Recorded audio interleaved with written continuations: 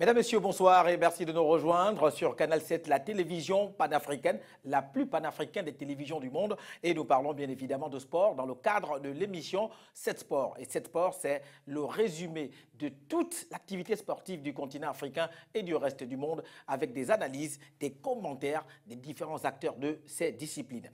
Au sommaire de 7 Sports aujourd'hui, il sera question de ce litige entre la Fédération gabonaise de football et l'Association nationale du foot de footballeurs professionnels du Gabon au sortir du CHAN qui s'est joué au Rwanda il y a quelques semaines. Sur ce plateau, bien évidemment, comme tous les lundis soirs à partir de 20h45, Michel Juilly du service des sports de Canal 7. Bonsoir Michel. Bonsoir Louis. Comment vas-tu? Très bien. Ben, ça se voit Michel. Bah, bien sûr. Ben oui, toujours bien coiffé. Hein. Merci et surtout que hier c'était la Saint-Valentin. Oui. Alors on va souhaiter bonne fête de Saint-Valentin à tous nos chers téléspectateurs. Ben, c'est gentil Michel. Mais aussi sur ce plateau, Mamadou Niang est toujours là. Bonsoir Mamadou. Bonsoir Willy. Comment vas-tu Mamadou? Ça va? Ben oui, ça va, ça se voit. Très bien. Ben oui, très bien. Bien vêtu également. Très belle chemise. Hein. Merci. Ben voilà.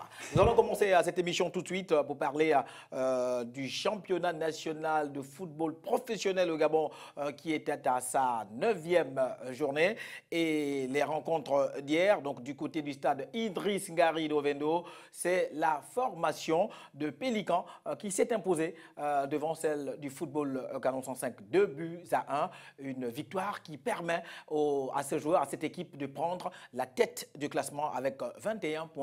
Mamadou Niang, la très bon résultat de cette équipe de Pélican avec un très beau but de Steven Zambé. Je crois qu'ils sont en train de faire un très bon championnat pour le début. C'est une équipe également qui est habituée à faire de très bons débuts de championnat. Reste à savoir est-ce qu'ils vont continuer sur le même tempo jusqu'à la fin de la saison. Mais en tout cas, pour ce qu'ils ont proposé jusqu'à présent, jusqu'à la 8e journée, jusqu'au match d'hier, ça promet quand même une belle suite pour cette équipe et ensuite pour les autres équipes également. Bon, espérons donc que l'équipe du Pélican va continuer sur la même lancée pour, pourquoi pas, arracher le titre de champion. Ce sera extrêmement difficile, ce n'est pas facile parce que c'est ce qui vient de derrière également. Il y a Mangasport, il y a le CF Mounana. Le CF Mounana, Mangasport, il y a Akanda qui Akanda, le Canon 105. Le Canon 105. Les équipes sont à 1 à 2 points d'écart. Donc la lutte sera très, très âpre pour la conquête du championnat. Mais c'est déjà bien d'être en tête. Ça veut dire que cette équipe a certainement des ambitions beaucoup plus importantes cette année. Voilà donc tous les résultats de cette 9e journée. Eh bien, au sortir de cette 9e journée, l'AS Pélican est donc en tête avec 21 points, suivi du CF Mounana 19 points. Mangasport est 3e avec 19 points également. Le goal différence sépare ces deux équipes. 4e Akanda FC 18 points. 5e l'Union sportive de Bitam 17 points. 6e Missile FC 15 points. 7e l'AS Stade Bandji 13 points. 8e Guénasoukou de Franceville 10 points. 9e CMS 9 points, 10e Uzo 9 points également, 11e le FC 105 7 points, 12e Port-Gentil FC 6 points, 13e Olympique de Bandji 6 points, 14e donc les deux lanternes rouges, Olympique de Bandji 6 points et le Stade Mikovayen 4 points. La 10e journée de ce national foot professionnel au Gabon se jouera donc les 20 et 21 février prochains. Et puis là, on aura des chaudes empoignades entre Akanda qui va donc recevoir l'AS Mangasport et le CF Mounana qui va donc en découdre avec Pélican Mamadou. L'AS Mounana, Mangasport, Akanda surtout, c'est un choc du championnat. Mangasport, ce sera peut-être au sortir de ces matchs de 16e de finale de Coupe d'Afrique. Peut-être qu'ils seront plus en jambes ou bien avec un peu plus de fatigue. Donc, Akanda devrait certainement profiter de la condition physique de Mangasport pour peut-être essayer d'imposer le rythme pour s'imposer, pour cette rencontre. Mais tout reste à savoir quand même que c'est un match très, très, très difficile entre les équipes. Et Akanda aussi, il faut le dire. Akanda aussi, qui avait l'habitude de bien démarrer les championnats, mais de les terminer très mal. Cette année, on pense que c'est une équipe qui a également d'autres options, d'autres ambitions et qui compte aller jusqu'au bout du championnat. Voilà, donc nous allons cette fois-ci poursuivre cette émission et parler de l'affaire de la fédération et des joueurs ou l'association des footballeurs professionnels du Gabon. Michel Zueyi est là sur ce plateau pour en parler parce que là, longuement regardé, suivi cette affaire avec des ITV un peu par-ci et là. Donc nous allons tout de suite écouter le communiqué de presse de la Fédération gabonaise de football au sortir du CHAN, donc du championnat d'Afrique, des nations, on va le dire, qui s'est joué au Rwanda. Et là, la mauvaise prestation de l'équipe nationale du Gabon a donc amené les responsables du football gabonais à donc porter des sanctions, non seulement sur les joueurs, mais également sur les dirigeants de cette équipe gabonaise des Panthères A'. Nous écoutons. 1. Sont limogés de l'encadrement technique des Panthères A', pour résultats très insuffisants et objectifs non atteints. Messieurs, Stéphane Bungenza, sélectionneur principal, Anissé Yala, sélectionneur adjoint, Jacques Dekoussou, entraîneur des gardiens de but, Patrick Ayounze, adjoint au chargé du matériel, Serge Ahmed Joël Mombo, intendant, Mohamed Sidi Silla, chargé de la sécurité. 2. Sont radiés des équipes nationales du Gabon, les Panthères, pour comportement indigne et déshonorant, en sus des propos irrévérencieux tenus. Sont radiés des équipes nationales du Gabon, les Panthères, messieurs Abdou Jamilou Achabaou, Edmond Mouele, Stevie Gevan Zambi. 3. Sont suspendus pour 2 ans, dont 1 an avec sursis. Messieurs Alain Dorian Nono, Wis Vladimir Aure Ogula. 4. Est suspendu pour 1 an avec sursis. Monsieur Mario Bernard Mbemba Mandrou. Alors, Michel Zueyi, là, bien sûr, ce sont les sanctions au sortir donc, de la prestation, la mauvaise prestation de l'équipe gabonaise A' au dernier CHAN qui s'est joué au Rwanda. Du coup, la Fédération gabonaise de football s'est donc réunie et a donc sanctionné certains joueurs, mais également tout le staff dirigeant de cette équipe. Bien sûr, oui, chacun a sa part de responsabilité. Vous allez remarquer que, en ce qui concerne les encadreurs, il y en a qui sont limogés, mais concernant les joueurs, c'est pas surtout pour la piètre prestation, mais c'est surtout pour le mauvais comportement, parce que il y a 3 niveaux de sanctions. Il y en a qui ont été sanctionnés non seulement pour la mauvaise prestation, mais également pour des comportements et des propos malsains qui ont été portés à l'endroit de certains dirigeants. Et tandis que ceux qui ont eu 2 ans, ce sont ceux-là qui sont suspendus, qui se sont mal comportés, qui ont suivi les autres. Vous allez même remarquer qu'il y a eu une sanction d'1 an pour le joueur de Pélican, le jeune Mandro, tout simplement parce qu'il a fait preuve de suivisme. Donc vous constatez que chacun a sa part de responsabilité. Quand on part du Gabon pour aller représenter l'équipe nationale, on défend les couleurs du pays. L'équipe nationale est l'interface du peuple gabonais, par exemple. Donc il y a une certaine ligne de conduite à tenir, il faut se comporter. Mais quand on arrive et qu'on arrive à salir l'image du pays ou ne même pas respecter les couleurs nationales, à partir de ce moment, la sanction est forte et on l'a subie. On frappe tout de suite. Ben voilà. Voilà. Mamadou Niang, est-ce qu'à ce niveau, c'est-à-dire qu'au sortir du CHAN comme ça, la fédération était en droit de pouvoir porter des sanctions tout de suite, juste après la compétition? Bon, tout de suite, moi je pense qu'effectivement qu'elle aurait pu peut-être entendre les joueurs.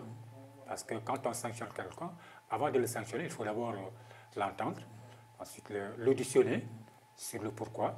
Bon, si la fédération devait le faire, si la fédération ne l'a pas fait, c'est peut-être elle n'avait pas besoin de le faire également, parce qu'elle était certaine du manquement de ces jours-là. Et ensuite, bon, au sortir d'une compétition, je crois qu'il faut évaluer d'abord, tirer les enseignements.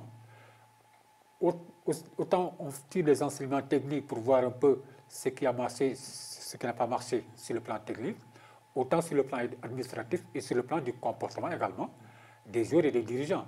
Parce que les joueurs, ils ont des encadrés techniques, ils ont des encadreurs administratifs. Est-ce que les encadreurs techniques ont fait l'essentiel de leur boulot? S'ils n'ont pas fait, il faut des sanctions. Je crois qu'il y a eu des sanctions à ce niveau parce qu'ils n'ont pas atteint leur objectif. Si le joueur également, comme Michel l'a dit, il y a un comportement. Si par exemple vous représentez un pays, vous représentez un drapeau, parce que quand vous allez à l'extérieur, si vous vous comportez mal, les gens ne diront pas que c'est tel jour ou c'est tel jour. Ils diront que ce sont les Gabonais. Alors vous représentez un pays. Donc il y a un comportement qu'il faut adopter. À partir du moment où ce comportement n'a pas été respecté, n'a pas été ce qu'il devait être, je crois qu'il faut sanctionner. Maintenant, il y a des niveaux de sanctions. Pour, par exemple, comme il l'a dit, la sanction de la radiation à vie, moi je ne suis pas pour. Parce que par exemple, aussi, il faut savoir également que ces jours-là, ils sont là pour le foot. D'accord. Ils jouent au foot, bon, donc c'est trop sévère quand même de le radier à vie comme ça. Oui, mais Michel, par rapport un tout petit peu à la sanction ou encore au limogeage de Bungenza, parce que bon, il n'est pas concerné par des actes de vandalisme ou encore par le mauvais comportement, c'est surtout par rapport au choix qu'il a fait, mais on sait que Bungenza a amené l'élite du football gabonais, du championnat, parce qu'il y a Nono Allen et autres, Steven Zambé, Romy Altitigui, c'est la crème des crèmes, ce sont les meilleurs de notre championnat. Alors pourquoi est-ce qu'au sortir d'une compétition pareille, on reproche à Bungenza d'avoir fait de mauvais choix? Teni Willy, merci pour cette question. Vous savez, ça fait couler beaucoup d'encre et de salive, donc ça nous a permis d'investiguer, autant pour moi un tout petit peu, d'aller de part et d'autre. Alors, nous nous sommes rapprochés de la fédération pour savoir pourquoi ce dernier a été aussi condamné. Ah ben, la fédération nous a fait part, nous a expliqué, dans le cadre d'une conférence de presse, qu'effectivement, après la sortie de la liste des 23 joueurs, il y a eu un rebondissement de la part de la presse, des populations qui ont boudé en disant que l'équipe était vieillissante et qu'il y avait des blessés. Alors à partir de ce moment, la fédération a convoqué le sélectionneur, lui a fait parvenir des vidéos et tout ce qu'il y avait comme document de presse qui contestait les 23 joueurs qui avaient été choisis. Kabitchen était là. Oui, bien sûr. Kabitchen également était dedans. Et Axel Meillet est parti de lui-même. Axel Meillet est parti de lui-même, oui, ça c'est déjà. Mais pour l'effectif qu'il avait sur place, l'effectif a été consulté parce qu'ils sont passés par comment dirais-je, ils ont été mis à la disposition d'un médecin pour pouvoir les consulter et beaucoup d'entre eux étaient blessés. Et comme qui? Tel que, par exemple, Edmond Moëlé qui a été radié, qui malheureusement est parti tout simplement parce que, vous savez, le joueur a été convoqué, lui, il vient représenter,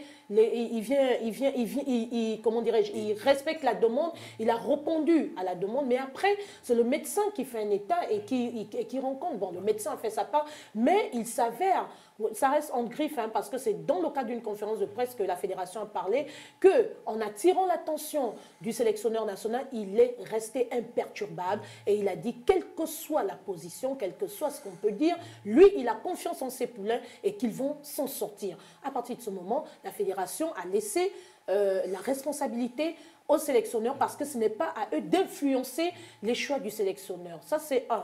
De deux, excusez-moi, très rapidement, je vais revenir à ce que disait Mamadou Niang, effectivement qu'il fallait laisser une marge aux joueurs. Je me suis encore rapprochée, ou bien la rédaction s'est encore rapprochée, la rédaction sport, hein, s'est encore rapprochée du président de la fédération. Et toujours avec preuve, il nous a confirmé qu'en partant, la fédération n'est pas partie seule, la fédération est partie avec des rapporteurs. Donc, c'est un rapport qui a été fait par rapport aux faits vécus. D'autres faits se sont même passés devant les dirigeants. C'est ce rapport qui a été déposé sur la table de la fédération et qui les emmène à prendre des décisions. Autre chose, c'est que si aujourd'hui, on en arrive à des radiations et tout, parce qu'il y en a qui ont excédé. Et ils ont eu 12 jours. Une marge de 12 jours pour pouvoir s'excuser, pour pouvoir se rapprocher de la fédération, ce qui n'a pas été fait. D'accord. Michel, nous allons tout de suite poursuivre cette émission. Elle est intéressante parce que c'est un débat sur lequel les Gabonais ont les yeux rivés. Donc, après s'être réunis en session extraordinaire le samedi 6 février dernier à Libreville, afin de dresser un bilan et d'analyser la participation du Gabon au championnat d'Afrique des Nations au Rwanda, le comité exécutif de la Fédération gabonaise de football, sous la présidence de Pierre-Alain Mungengui, a pris des mesures strictes et rigoureuses à l'endroit des membres de l'encadrement technique et de certains joueurs pour insuffisance de résultats, comportement totalement indigne et déshonorant. Les décisions ont été rendues officielles donc le matin par le président de la commission de communication et porte-parole de la FEGAFOOT dans un hôtel de la place. C'est l'élément que bien sûr que vous venez, que tout le monde vient de regarder. Alors, après le communiqué de presse du comité exécutif de la Fédération gabonaise de football du 6 février dernier, 2016, qui annonçait les sanctions de certains joueurs, l'Association nationale des footballeurs professionnels du Gabon est montée au créneau vendredi dernier en tenant une conférence de presse dans une structure privée afin de marquer son indignation contre la procédure jugée par elle à caractère illégal et disproportionné de la FEGAFOOT. La dite structure demande une indulgence de la part de la FEGAFOOT envers les joueurs ou l'apaisement des sanctions lourdes infligées à certains joueurs. On regarde ce reportage de Michel Zioyi sur les images de Rodrigue Simangoy. L'Association nationale des footballeurs professionnels du Gabon a tenu une importante conférence de presse ce vendredi dans un établissement de Libreville afin de dénoncer les lourdes sanctions infligées par le comité exécutif de la Fédération gabonaise de football à certains de ses joueurs membres, parmi lesquels Edmond Mouélé et Nzambe Stevigevan. Nous voulons que la sagesse voudrait que nous revenions sur des bases qui soient des bases statutaires. Monsieur le ministre des Sports, Monsieur le Président de la Fédération gabonaise de football sont les garants des règlements et des statuts que eux-mêmes ont, si vous voulez, inspirés. Nous marquons notre étonnement que le ministre marque la solidarité vis-à-vis du Président de la Fédération gabonaise de football sans mentionner le fait que le COMEX n'avait pas de droit de se prononcer sur cette question.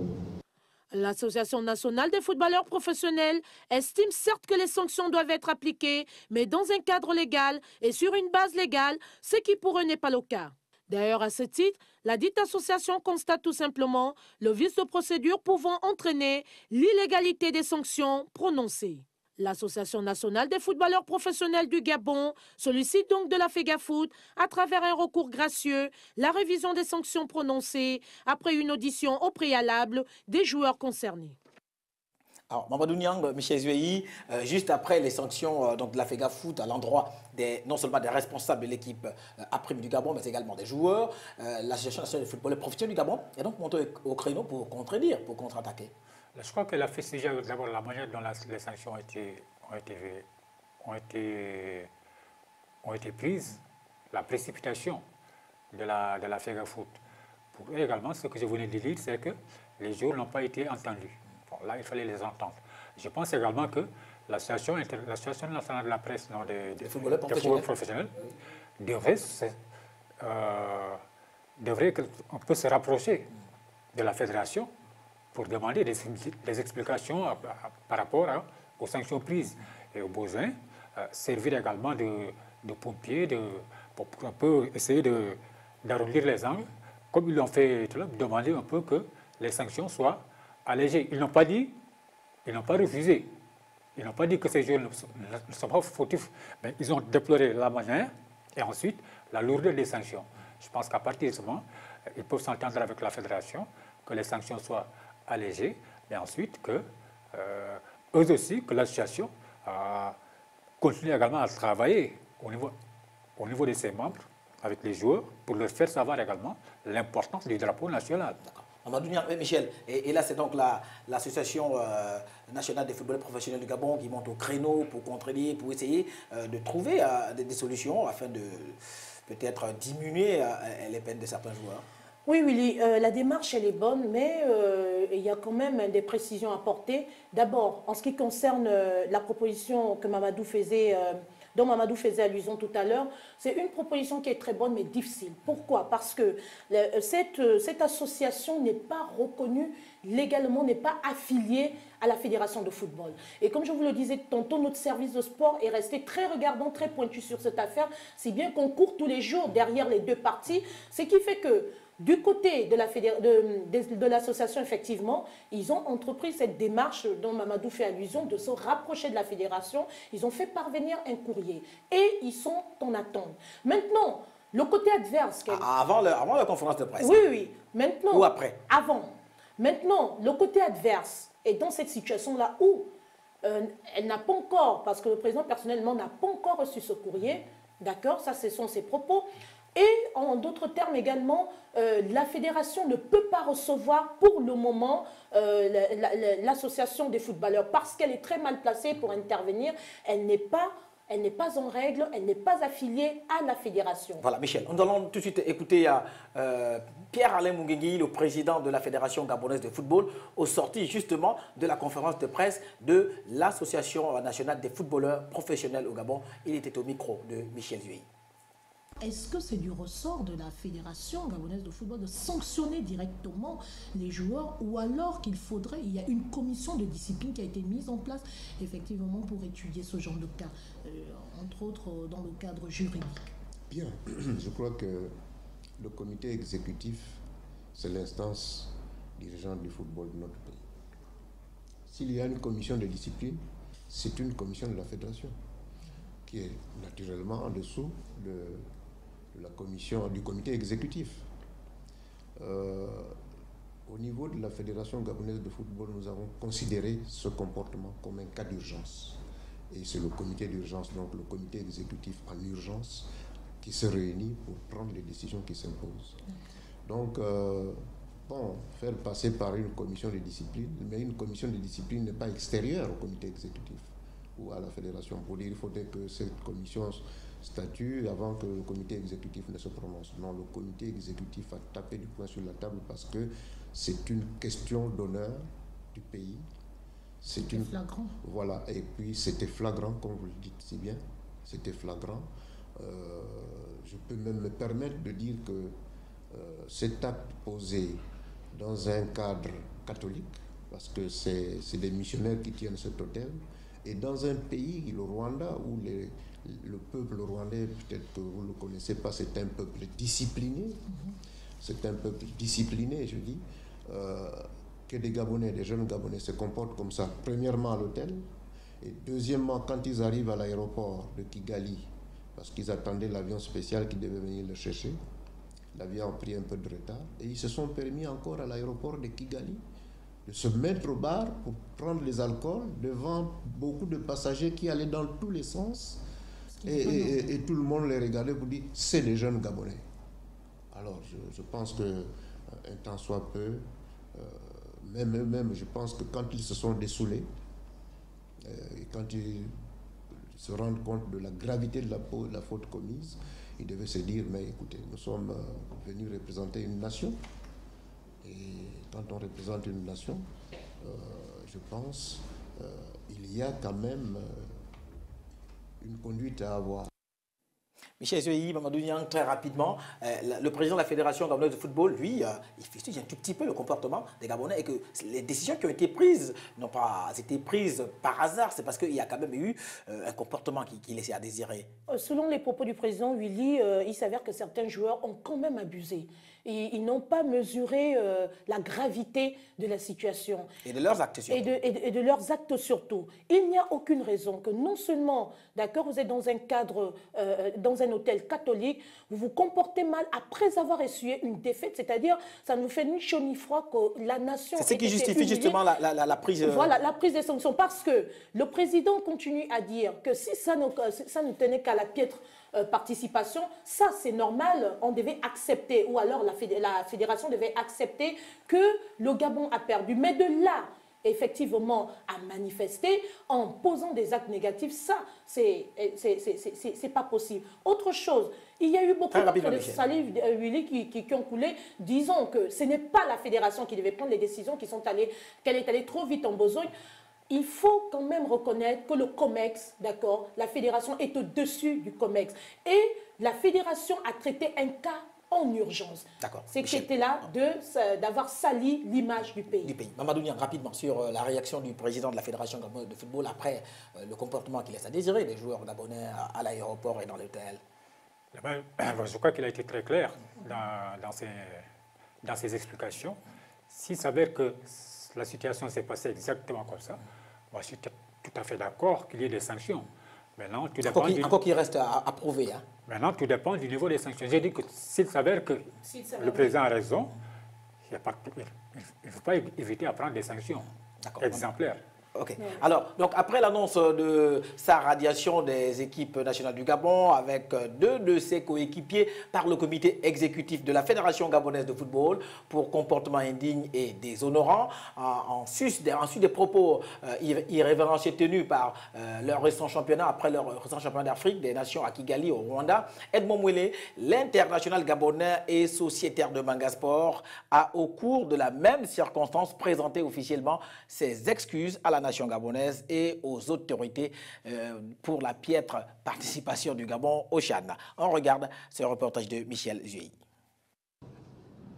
Je voudrais profiter de l'opportunité qui m'est offerte ici par l'Association nationale des footballeurs professionnels du Gabon, dont je suis adhérent, pour présenter mes sincères excuses aux autorités, aux hautes autorités de la nation et de toute la population gabonaise et toutes les personnes qui suivent l'équipe nationale, à ma famille, par rapport à notre piètre performance lors du CHAN au Rwanda.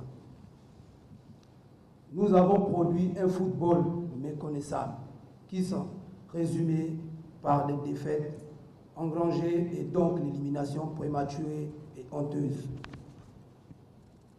Pour cela, encore, je présente mes sincères excuses. Toutefois, au sortir de cette compétition, grand a été mon étonnement d'apprendre par communiqué de presse des lourdes sanctions infligées à ma personne sans être attendu au préalable. En tant que footballeur professionnel évoluant au Gabon et comme d'autres aussi, je connais l'importance d'être sélectionné en équipe nationale, de porter ce maillot et représenter ma famille et mon pays. Voilà, Mamadou Niang, là c'est Edmond Mwele qui reconnaît ses erreurs, qui demande pardon, comme on le dit un proverbe, que la reconnaissance de ses erreurs est une autre forme de grandeur, mais que derrière, Mwele Edmond précise que si c'est pour la prestation, si ce n'est que pour la prestation, la mauvaise ou la sortie de route de cette équipe du Gabon au dernier CHAN, il en est tout à fait d'accord, mais il ne se reconnaît pas en ce qui concerne d'autres accusations, en ce qui concerne le mauvais comportement et tout ça là, que venait donc de déclarer le président de la Fédération gabonaise de football. Ouais, bon, il ne se reconnaissait pas, donc, il ne se reconnaît pas dans ces accusations. Ouais. Il y a des accusés. Ou ces allégations. Hein, ces allégations. Maintenant, nous, on ne peut pas juger qui a tort ou bien qui a raison. C'est ce qui était présent. Ça, avec effectivement, si Edmond a tort ou il a raison. Bon, parce qu'il dit que lui n'était même pas au courant de ce qui s'est tramé autour de tout cela. Maintenant, bon, je crois que il appartient maintenant à tout le monde de voir qui a tort ou pas. Le débat reste ouvert, Michel. Oui, le débat reste ouvert. Il reste à prouver que Edmond s'est mal comporté. Oui, mais hors du terrain, parce qu'il y a justement les sanctions sur le terrain, mais aussi des sanctions hors du terrain.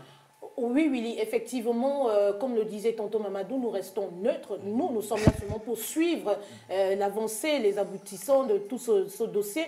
Mais qu'à cela ne tienne, je tiens quand même à préciser quelque part que la fédération reste intransigeante par rapport aux décisions qui ont été prises parce qu'elle affirme qu'elle détient les preuves tangibles. Il y en a qui ont, disons, il y a eu des preuves réelles qui se sont déroulées en présence des dirigeants, qui n'ont pas besoin de prouver. Il y a également les preuves, comme on dit souvent, il y a une banque de données qui est là, matériel, voilà. Les téléphones qui ont filmé. Et donc la fédération attend le moment opportun, le moment propice, parce qu'effectivement qu'ils doivent faire recours.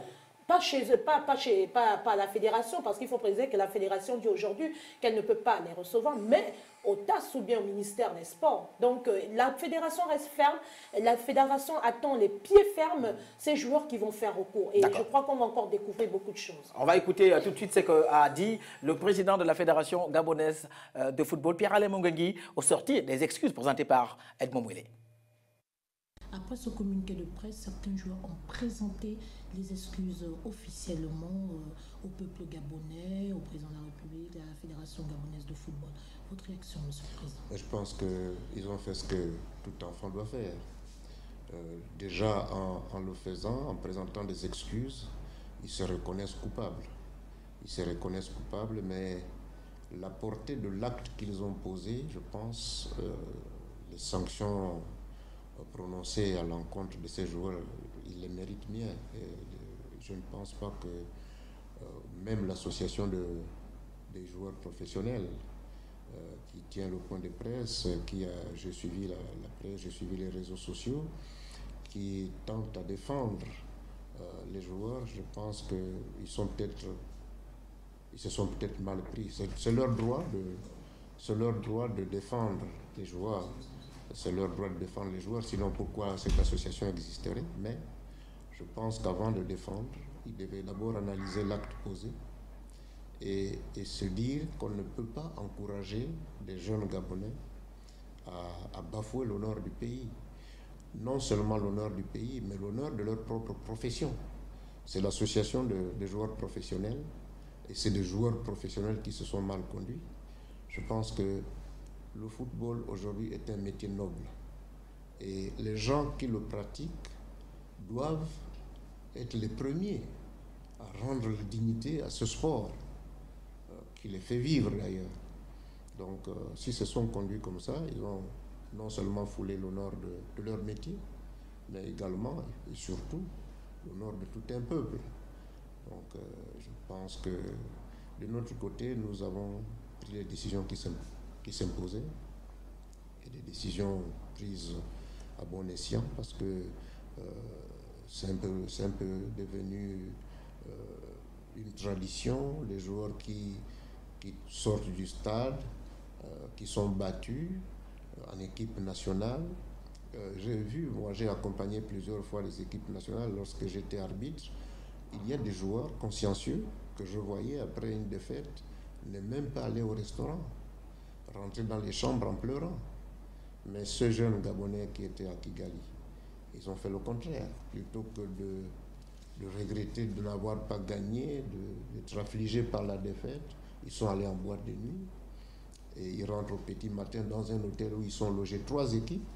Les 2 autres équipes, donc les joueurs des 2 autres équipes et dirigeants, les regarder faire tout le boucan dans un hôtel. Donc je pense qu'il y a des moments où il faut savoir tirer la sonnette d'alarme pour dire trop, c'est trop. Voilà, il faut savoir tirer la sonnette d'alarme et dire trop, c'est trop. Ce sont les paroles de Pierre-Alain Mungengi, le président de la Fédération gabonaise de football. On a quasiment bouclé oui, avec ce chapitre concernant la sortie des routes de l'équipe A' du Gabon au dernier CHAN. Michel Zueyi a également posé la question au président de la Fédération gabonaise de football sur les préparatifs de l'équipe nationale du Gabon quant à la CAN 2017, même si nous sommes à 1 an de celle-ci.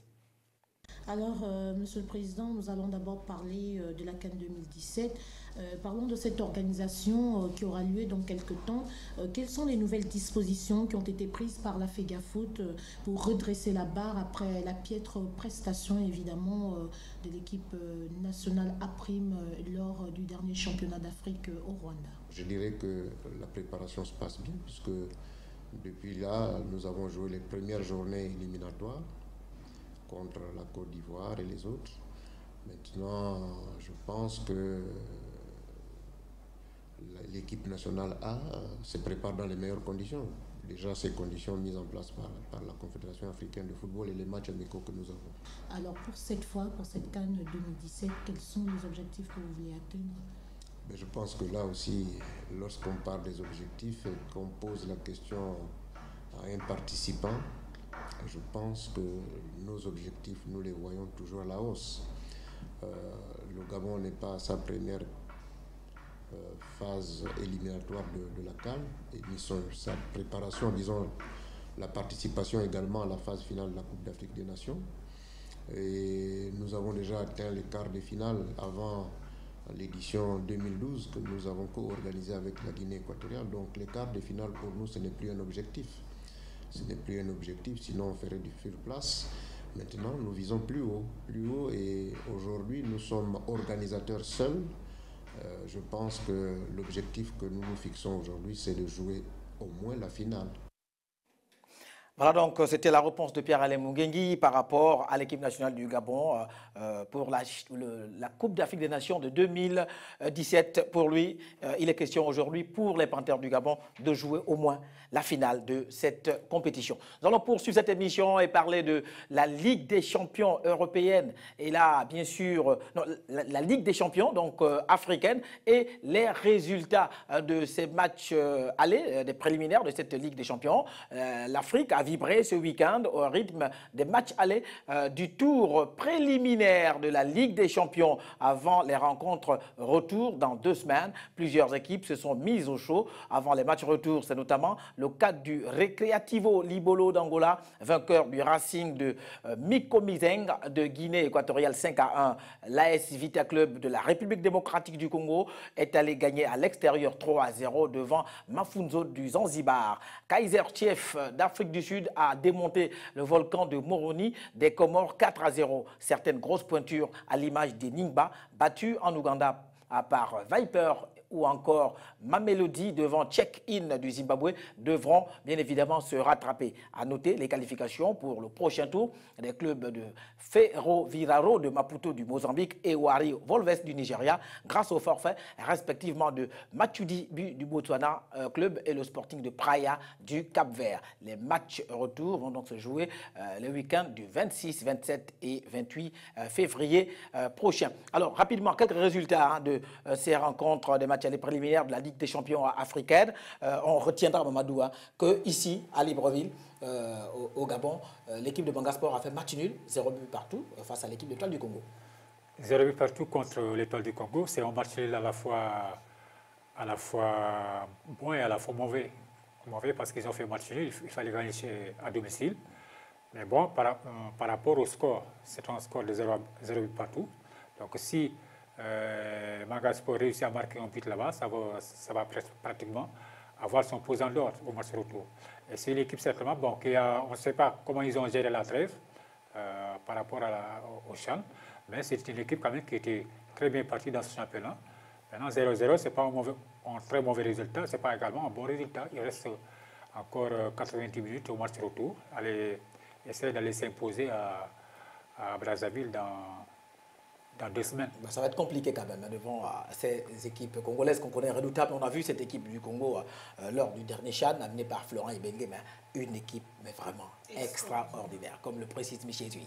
Alors, d'une Champions League à une autre, nous allons attaquer celle de l'Europe, donc la Ligue des champions européenne et l'Europa League, bien sûr, en direct sur Canal 7, mercredi et jeudi prochain. L'AS Rome va donc recevoir le Real de Madrid et la Fiorentina sera bien évidemment aux prises à Tottenham. Ces 2 rencontres seront retransmises en direct sur Canal 7 dès mercredi. On regarde déjà les images d'avant-match de ces rencontres. Mamadou Niang, le Real de Madrid qui se déplace en Italie affronter l'AS Rome, c'est encore un très grand match là aussi. Le Real qui se déplace en favori parce que le Real quand même, son objectif c'est la Champions League en dehors de la Liga. C'est une très grosse équipe qui rencontre l'AS Roma qui connaît quand même quelques difficultés cette année dans le championnat italien, qui a perdu son entraîneur français qui a été limogé, qui a été remplacé, qui a perdu certains joueurs, mais également qui peut s'imposer sur un match. Mais je ne vois pas quand même l'AS Rome se qualifier face au Real Madrid. Ça va être compliqué, alors que l'autre rencontre, en ce qui concerne l'Europa League, c'est l'équipe de la Fiorentina qui va donc accueillir ou recevoir l'équipe de Tottenham. Voilà en ce qui concerne la Ligue des champions européenne. Michel Zui, on va revenir en Afrique, cette fois-ci, et parler de la présidence de la FIFA. Le Soudan du Sud, lui, soutiendra le candidat de la CAF. C'est ce qui se dit. Après avoir annoncé son soutien à la candidature du secrétaire général de la Confédération européenne à l'élection à la présidence de la FIFA, la Fédération du Soudan du Sud a fait volte-face et annonce désormais à suivre la décision de la Confédération africaine d'apporter son soutien à Cheikh Salman, président de la Confédération asiatique. Mamadou Niang.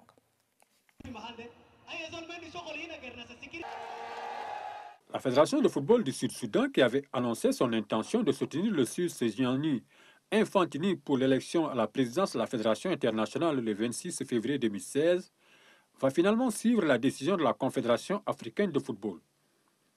La Fédération de football du Sud-Soudan s'engage à suivre la décision du comité exécutif de la Confédération africaine de football de soutenir Cheikh Salman, écrit-elle dans une correspondance rapportée à la CAF. Nous tenons à présenter nos excuses à toutes les associations membres de la CAF et à notre candidat à la présidence de la FIFA, Cheikh Salman, a indiqué le président de la Fédération sud-soudanaise, Chabour Go-Alexi.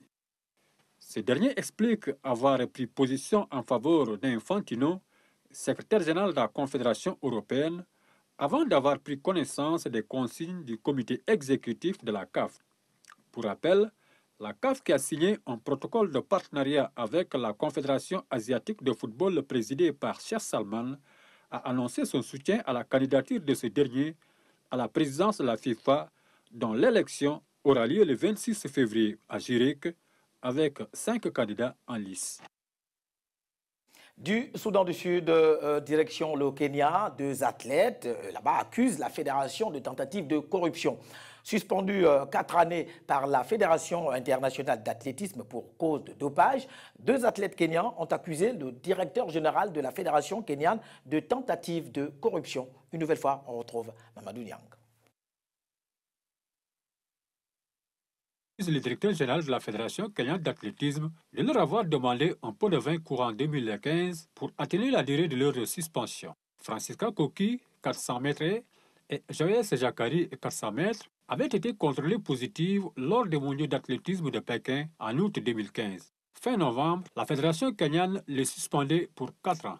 Un mois avant que la suspension ne tombe, le directeur général de la Fédération kenyane, Isaac Mwangi, nous a demandé de lui verser 2,5 millions de shillings, environ 21 000 €, en échange de suspension allégée, a affirmé jeudi à l'AFP Francisca Koki. Nous n'avons pas les moyens de débourser une telle somme d'argent. Pour ma part, je n'ai jamais vu autant d'argent de ma vie, a-t-elle ajouté. Les 2 athlètes expliquent ne pas avoir déposé de plainte auprès de la police, faute de preuves irréfutables et aussi de craintes de représailles. Interrogé par l'AFP, Isaac Mwangi a rejeté ces accusations en bloc. C'est la première fois que des athlètes kenyans portent publiquement des accusations aussi lourdes contre leur fédération. Les 2 sprinteuses se disent prêtes à témoigner devant la commission d'éthique de la Fédération internationale d'athlétisme qui enquête actuellement sur plusieurs hauts responsables de la fédération kenyane. Quelques infos au pas de course cette fois-ci. Serge Aurier, il faut le dire, donc après présenter ses excuses, après son dérapage. Serge Aurier est dans des sales draps, il faut le dire. Ce week-end, le latéral ivoirien a insulté son entraîneur du Paris Saint-Germain et ses coéquipiers dans une vidéo postée sur Internet. Le tollé général provoqué par l'acte a pris des dimensions inespérées par l'auteur. Dimanche, Aurier s'est excusé. Il disait-il, je suis impardonnable, j'ai fait une grosse connerie, je suis là pour m'excuser auprès du coach, mes coéquipiers, le club et les supporters, a-t-il indiqué dans une vidéo diffusée sur plusieurs médias et sur le site officiel du Paris Saint-Germain. Un peu plus tôt, le club avait annoncé la mise à pied à titre conservatoire de l'Ivoirien et sa mise à l'écart pour le match du 16 février, donc aujourd'hui face à l'équipe de Chelsea, face à l'équipe de Chelsea d'Angleterre, en 8e de finale aller de la Ligue des Champions. Le Paris Saint-Germain tient à manifester son soutien le plus total à son entraîneur, Laurent Blanc, et aux joueurs qui ont pu, à juste titre, se sentir offensés par des propos contraires à toutes les valeurs du club, ajoute le Paris Saint-Germain. Alors, autre information, donc c'est Aubameyang, Pierre-Emerick Aubameyang, Manchester United prépare 90 millions pour le Gabonais. C'est vrai.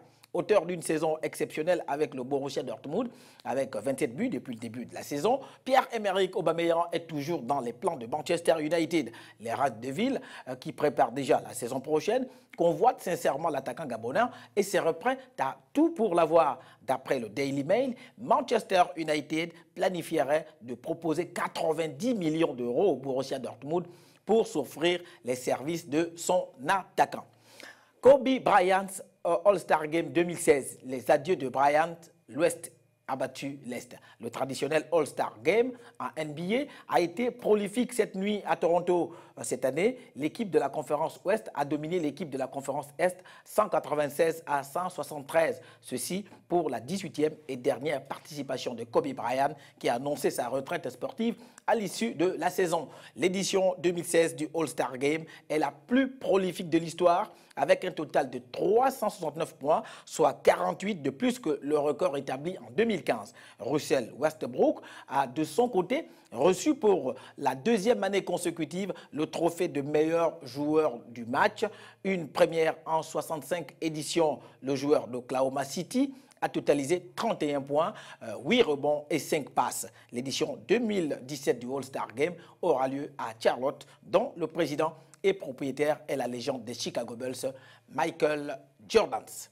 Parlons cette fois-ci du marathon du Sénégal, le coup d'envoi du marathon international de Dakar.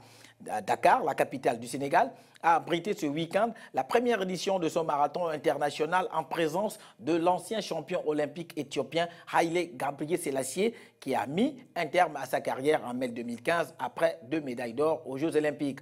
Parrain de l'événement, couru en présence de 10 000 participants, l'ancien champion olympique a déclaré que le marathon international de Dakar va être un grand événement à l'avenir. Je suis vraiment fier qu'il y ait une course comme ça en Afrique. C'est vraiment super. Je n'ai jamais vu des coureurs issus des familles riches parce que c'est un don, ce n'est pas dans les gènes. Si c'était dans les gènes, mes enfants seraient aussi des coureurs. C'est un don de la nature, ce n'est pas seulement dû au travail à l'école pour aider les parents. Parfois, quand on est pauvre, rien qu'acheter des chaussures, c'est difficile. Alors là, Mamadou Niang, pour le marathon du Sénégal, eh bien, ce marathon se couru devant quand même, il faut le dire, une icône de l'athlétisme en Afrique.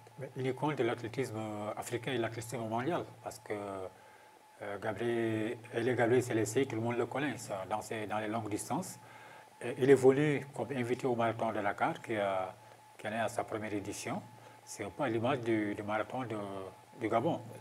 Aujourd'hui, comme il a dit, il est fier de voir un peu les pays africains, le marathon, se courir en Afrique, parce que généralement c'était en Europe ou bien aux États-Unis ou ailleurs.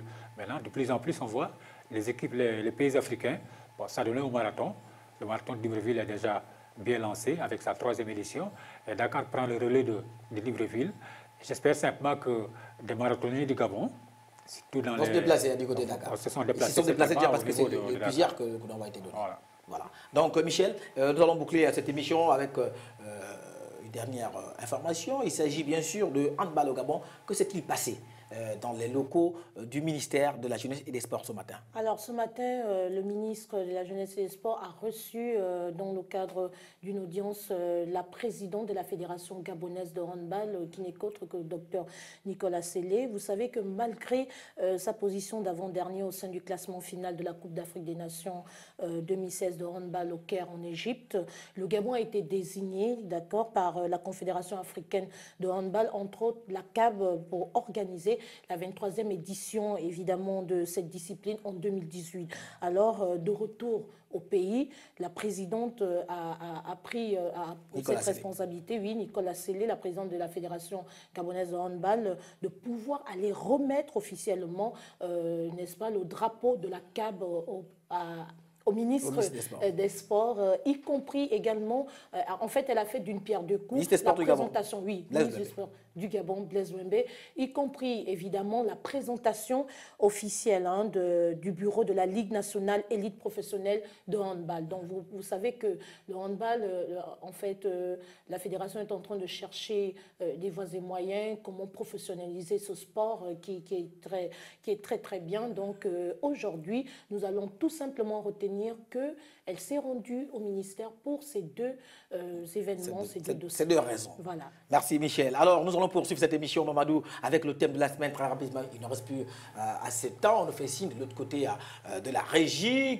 Nous avons encore quelques minutes. Alors Mamadou, nous sommes sur le thème de la semaine. Et la question, elle est toute simple. Alors, quel sort pour le Paris Saint-Germain contre Chelsea sans Serge Aurier, parce qu'il ne jouera pas contre l'équipe de Chelsea? Je crois que c'est bien que, en fait, en 8e de finale aller de la c'est vrai qu'il occupe un poste très important. Il est titulaire depuis 2 ans, depuis qu'il a été au Paris Saint-Germain. Surtout cette année, pratiquement, il fait un très bon championnat. Il n'a jamais été aussi important dans le dispositif du Paris Saint-Germain que cette année.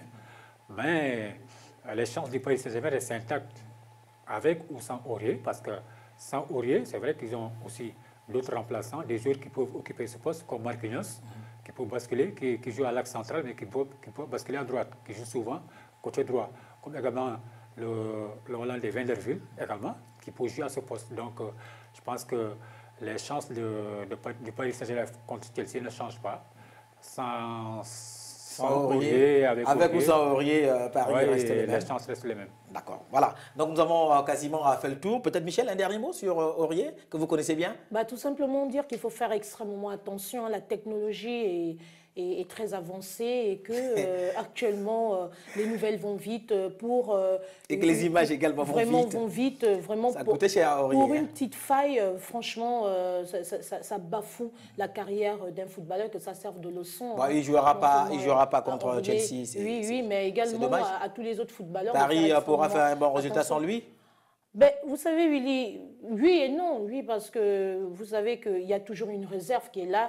Ouais. Et ce qui est sûr, c'est qu'une équipe ne peut pas être handicapée à cause d'un joueur. Mais d'autre part, quand même, son apport aurait été bénéfique pour cette rencontre, parce que chacun a sa force dans le cadre d'un match. Chacun a un rôle primordial à jouer. C'est vraiment dommage. On retiendra que c'est bien de joindre l'utile à l'agréable. Parce que l'utile, c'est de bien jouer, ou encore c'est d'être honnête, c'est d'être poli, c'est d'être bien. Et puis l'agréable, c'est de bien jouer au football. Mais bien sûr. Je pense que Aurier est tombé dans un piège. Mais voilà. Alors, cette sport, c'est terminé pour aujourd'hui. Avant de nous quitter, juste saluer tous ceux qui nous ont écrit sur la page Facebook de l'émission. On va saluer la famille Tato, Amine Doubé. Voilà, elles nous ont écrit. Ira, Bijou, Winnie, Gaël. Et également Missou Wassid Serval, il a écrit depuis le Gabon. Il y a également l'équipe d'académie de Mounana, de Bongas Kevin, qui nous a encore fait des coucous et qui nous regarde tous les jours. Arnaud Lengouma depuis Mounana, c'est dans la province du Haut-Ogooué. Et Marcelin Bungonza également du côté de Mwanda. Et sans oublier Dalia Laure Moussadji, qui elle a écrit depuis l'Ambaréné et qui précise que bien sûr elle est connectée et qu'elle regarde tous les jours l'émission 7 Sport. Mamadou, merci. Merci. Et on se retrouve lundi prochain, n'est-ce pas? Ouais. Michel? Lundi prochain. À lundi prochain. Voilà, 7 Sport c'est terminé. On se retrouve la semaine prochaine, même heure, même plateau et même décor. Restez sur Canal 7, la plus panafricaine des télévisions du monde. Au revoir.